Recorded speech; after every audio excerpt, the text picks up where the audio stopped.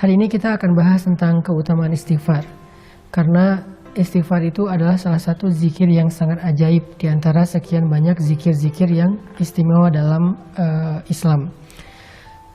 Bahkan kalau kita baca sejarah, Allah selalu mengganti satu ujian atau satu musibah dengan kebaikan itu karena istighfar. Ketika Nabi Adam beristighfar, maka Allah mempertemukan beliau dengan istrinya yang sudah berpisah sekian puluh tahun. Ketika Nabi Yunus beristighfar, maka Allah menyelamatkannya dari perut ikan sehingga kembali bisa berdakwah di muka bumi. Ketika Nabi Musa beristighfar, maka Allah Subhanahu wa taala memberikan kepadanya rezeki di daerah Madian dan menurunkan kepada beliau banyak kebaikan-kebaikan. Ketika Nabi Muhammad SAW beristighfar, maka Allah Subhanahu wa taala memberikan kepada beliau kemenangan-kemenangan dakwah. Makanya di dalam Al-Qur'an Allah mengatakan, "Idza jaa nasrullahi wal fath wa ra'aitan nasa yadkhuluna fi dinillahi afwaja fasabbih bihamdi rabbika wastaghfir." Dan beristighfarlah, maka Allah akan berikan kemenangan itu berlipat ganda. Kemenangan itu beruntun, bukan hanya satu kemenangan. Makanya membahas tentang istighfar ini artinya kita membahas tentang kunci kesuksesan dan kebahagiaan hidup. Di dalam surat Nuh yang tadi saya baca, Allah Subhanahu wa taala menyebutkan beberapa keistimewaan dari istighfar yang sifatnya urusan dunia. Karena amal soleh dalam Islam itu selalu berdampak dunia dan akhirat, bukan hanya akhirat. Jadi kalau kita ngomongin amal soleh dalam Islam, kita bukan cuma ngomongin tentang pahala akhirat, bukan cuma ngomongin tentang surga neraka, bukan cuma ngomongin tentang kehidupan setelah mati, tapi kita juga ngomongin kehidupan kita di dunia. Karena semua amal soleh itu berdampak di dunia dan di akhirat, hasanah dunia dan hasanah akhirat. Nah, di surat Nuh ayat 10, Allah menjelaskan keutamaan dari istighfar. Kata Allah, "Istaghfiru rabbakum innahu kana ghaffara." Mintalah ampun kepada Rabb kalian dengan istighfar, dan Allah itu Maha Pengampun, Ghaffara, yang artinya Allah itu nggak pernah ngitung-ngitung dosa kita kalau kita udah istighfar. Mau sebanyak buih di lautan, mau sebanyak bintang di langit, mau sampai memenuhi langit dan bumi, kalau kita istighfar sekali aja dengan tulus dan ikhlas, maka Allah Subhanahu wa taala akan mengampuni semuanya sekaligus. Fala ubali, kata Allah dalam hadis qudsi, aku nggak peduli berapa banyak dosa dia. Itu namanya ghaffar. Atau ghaffar juga berarti kalau kita melakukan dosa lalu kita beristighfar, minta ampun, Allah ampuni. Besok kita ulangi lagi dan minta ampun, Allah ampuni lagi, dan seterusnya. Jangan berputus asa meminta ampun kepada Allah, karena Allah aja nggak pernah berputus asa mengampuni dosa kita. Yang penting kita jangan mempermainkan Allah. Gimana mempermainkan Allah? Kita beristighfar, tapi kita nggak serius pengen ninggalin dosa.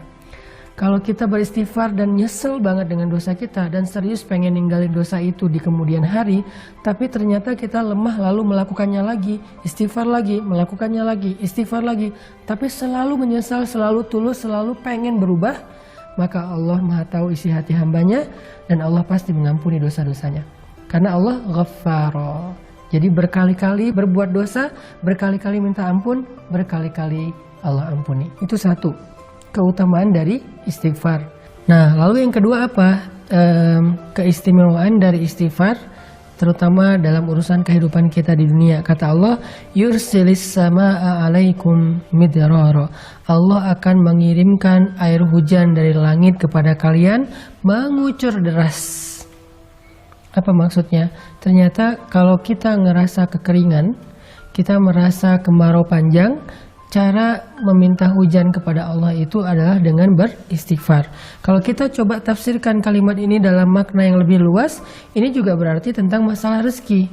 Jadi siapapun yang merasa kekeringan, sumber rezekinya, usahanya nggak maju-maju, atau pekerjaannya nggak semakin baik, karirnya nggak naik-naik, maka banyak-banyak istighfar.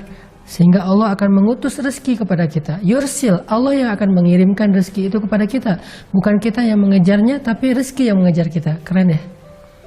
Jadi orang yang rajin istighfar, rezeki akan mengejar dia, akan mendatangi dia, bukan dia yang mendatangi rezeki.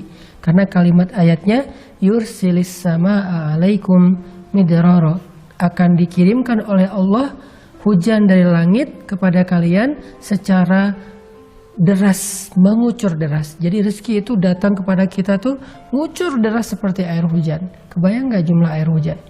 Bukan setetes dua tetes, ngucur deras sampai bahkan kadang-kadang saking derasnya dan gak ketampung banjir di mana-mana. Seperti itulah rezeki yang akan datang kepada orang yang rajin istighfar. Bukan dicari, tapi dia yang mencari. Terus apalagi? Wa yumdidukum bi amwalin. Lalu Allah akan madad itu menjulurkan, madad itu memberikan. Allah akan menjadikan harta kalian itu turun temurun. Kalau bahasa kita, wa yumdidukum bi amwal, Allah akan berikan kepada kalian harta, tapi dengan bahasa bukan wa yurzukum, tapi yumdidukum. Allah akan berikan harta kalian itu bisa bermanfaat dalam waktu yang lama, dalam waktu yang panjang. Artinya kayak 7 turunan kalau bahasa yang sering kita dengar ya. Ternyata orang yang rajin istighfar, hartanya akan bermanfaat sampai 7 turunan, sampai anak-anak cucunya. Dan dia akan bisa menikmati harta itu dalam waktu yang lama. Ada orang yang dikasih harta sebentar, habis, kemudian dia akan lapar dalam waktu yang lama.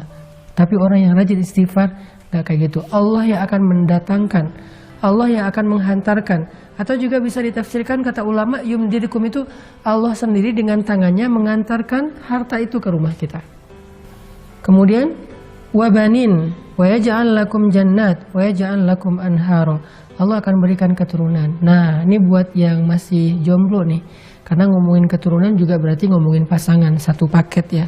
Yang masih gersang jodohnya, gak ketahuan di mana, atau selalu ngelihat orang lain akad nikah, selalu hadir di acara temennya yang wedding, tapi dia gak pernah bikin acara sendiri.